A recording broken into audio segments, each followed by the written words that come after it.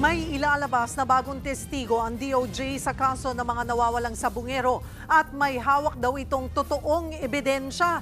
Samantala, kinasuhan na ng NAPOLCOM ang mga pulis na idinadawit sa krimen. Nasa frontline ng balitang yan, si Gary De Leon.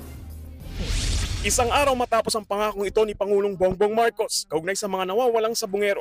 Hahabulin at pananagutin natin ang mga utak at mga sangkot, civilian man o opisyal.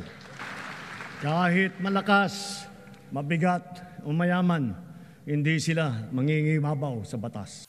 Ngayon, sinampahan ng kasong administratibo ng National Police Commission o NAPOLCOM ang 12 pulis na sangkot umano sa missing sabungeros. Nakitaan ng probable cause ang mga pulis base sa salaysay at mga dokumento ni Dondon Patidongan alias Totoy at mga video na nakalap at mga salaysay ng mga kamag-anak ng mga nawawalan sabungero. Dadaan sa pagdinig ng NAPOLCOM NBANG ang mga pulis kung saan makakadepensa sila. Linawin namin ito, this is separate, this is not a criminal case. Kaya po dito makikita nyo, ang mga respondents po natin are only police officers. Nananatili naman sa Camp Crame ang 12 pulis habang hinihintay ang pasya kung sila ay papatawan ng suspensyon. Hinikayat din ng NAPOLCOM ang pamilya ng mga biktima na lumapit sa kanila at makipagtulungan. Wala tayong dapat katakot.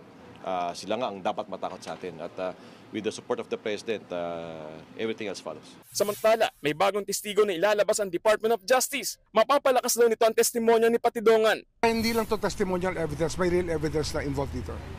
Meron ditong totoong ebidensya na bukod sa kwento, meron itong sariling ebidensya pa na kalakip. Pinasibak din ng DOJ sa pwesto ang isang service commander na hindi na pinangalanan.